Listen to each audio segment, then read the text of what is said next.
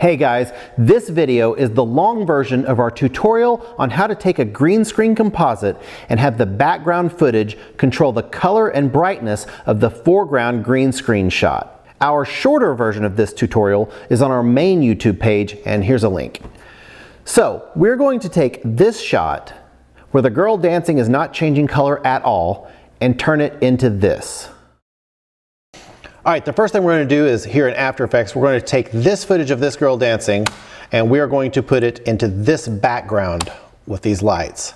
And we're going to have the background lights and colors affect the girl, the dancing girl.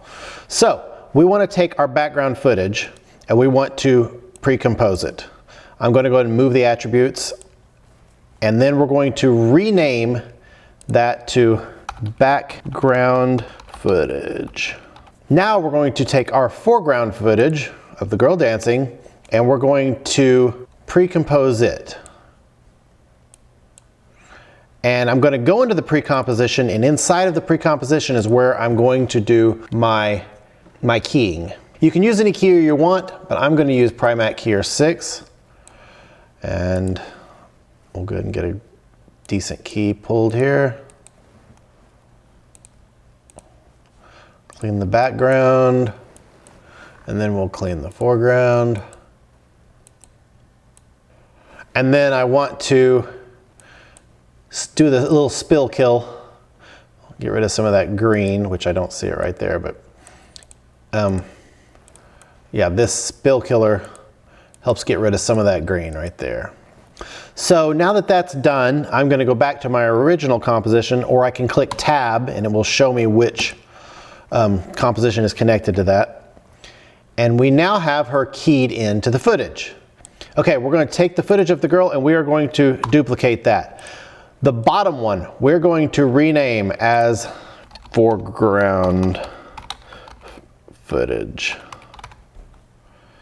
And the other one we're going to rename as foreground footage original. And this one will be unaltered. Right now, we're going to hide it. Hide the top original footage. So now we're going to go to our foreground footage and we're going to make it a 3D layer. And now we're going to add a new light. And we're going to make it be an ambient light. I'm going to have the intensity at about 300. That'll help. We may change that later, but for now, we're going to have that intensity at 300. So now, this light, I'm going to move that light to the very top of everything. This light is affecting the 3D layer. We don't have any of the other layers set to be affected by the light, just the 3D layer. And if I turn off that 3D layer, it becomes unaffected, but we do want it affected. Okay, so now we want to select our background footage and we're going to select an effect called Sample Image, the Sample Image Expression.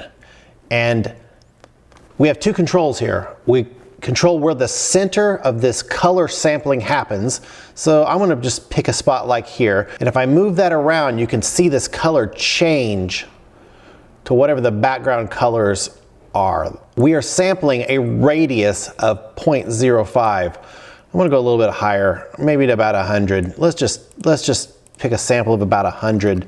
That's 100 pixels up and down, left and right. And so now it kind of gets a little bit more of an average. It's a little bit bigger of a sampling area.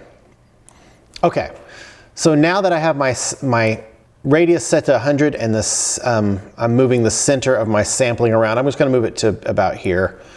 We're going to open up that effect where we can see that color.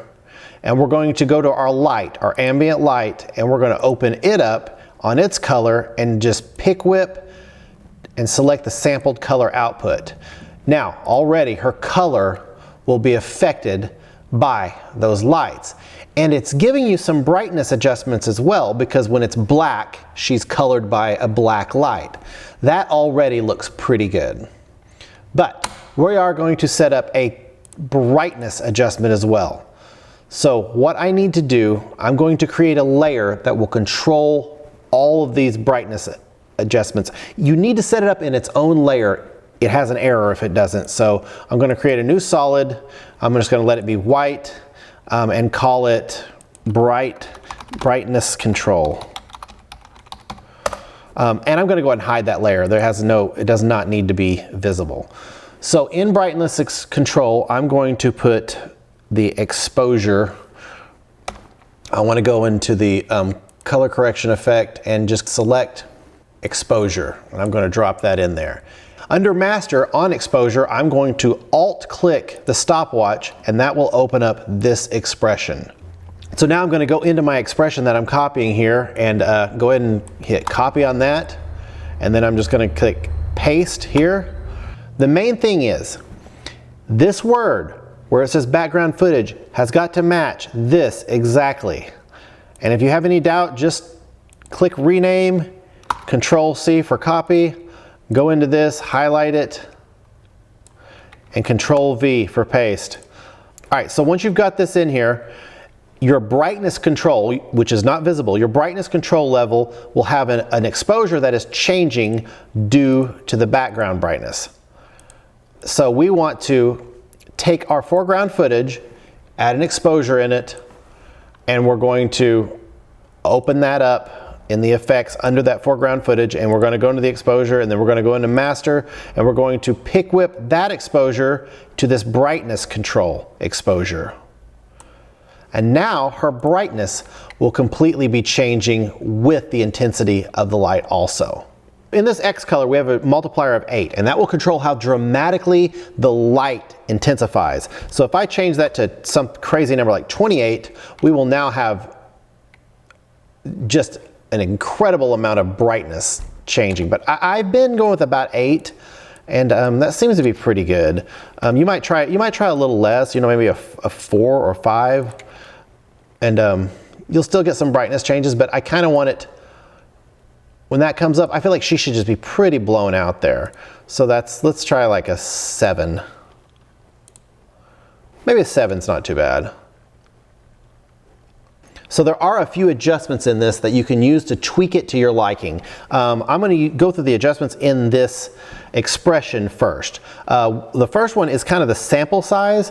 It's set to, I have it set with 1 pixel, but that's picking a single pixel, but you can pick an average, kind of a little bit more of an average across the picture. So like you could have go across 100 pixels.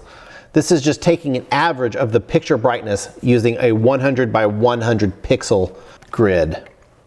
The sample point is set to be the position of this, but you could change that to a number if you wanted it to be specifically, like if you already knew you wanted to be sampling at 550 by 550, which would be like 550 over and then 550 down, then you can pick that spot and it will sample from there. So this sample point is where you can locate where you want it to be sampling from. And the sample size is how big of an area you want it to analyze. And this number in the X color expression is the multiplier for how dramatic of a brightness change you'll get. So the other thing we can do is when we see this on these bright shots, there's so much color change that it might be a little too much. And we lose some of the skin tones, which most of that actually looks pretty good. Let me close these down again. We have our foreground footage original. And if we turn that layer on, we now have it to where there are no color changes. But if we change how transparent that is, turn it down to about 30, we can change the level of color change. Make it a little less dramatic if we want. So that's just the original image and how transparent we want the original footage to be. And again, on our background footage, another control is the radius and the center point of this color sampling. So we can, sample a larger section of the picture, or you can really get down to a little tiny specific point in the picture. 100 in this case is actually pretty good. And the other adjustment that you can do is on the ambient light itself, which it's just the intensity. You can run that on, down, or up. But you can also play with this adjustment here in the ambient light to get it kind of to your liking. That's looking pretty good. I'm gonna go back to 300 on that. That's starting to look a lot more like she might really be there. Okay, here's a bonus tip. Let's say that you have Red Giant Super Comp and you want to use it. Here's how you're going to need to go about it, because it won't work if you just drop it in right now. You're going to lose your controls. So what you do is you take your background footage and you duplicate it, and you move that to the bottom. Everything else involved besides that background footage, you right click it and you pre-compose it, and you move all attributes.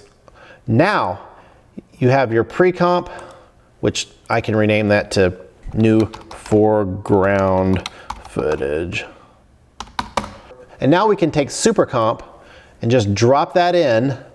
Oh, you need to go into your new foreground footage, go ahead and double click that, go into that pre-comp and turn off the visibility of that background footage. You will still get all of your brightness adjustments, everything. She will still completely change colors like she was, and you'll need that. But then when you go into this, your Super Comp again, so now you'll still have her completely being controlled by the background color. And then when you drop that background footage in, you can now start doing all the cool things like light wrap. And I'm just going to turn it up real extreme right now to get a lot of extra. These just helps to really look like she's in there. Put a little edge blend in there. A little bit of volume fog might look cool. Oh yeah, that looks pretty cool actually. And a little bit of diffusion, just a slight bit. Yeah, if you look at that, that's awesome.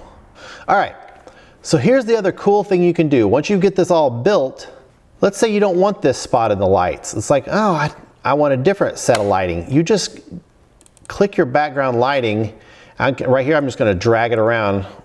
And when I go back to that comp, it automatically updates everything because we did it all on a pre-comp. So now she's dancing on a different set of lights and it's automatically updated, and the color controls are automatically adjusting properly.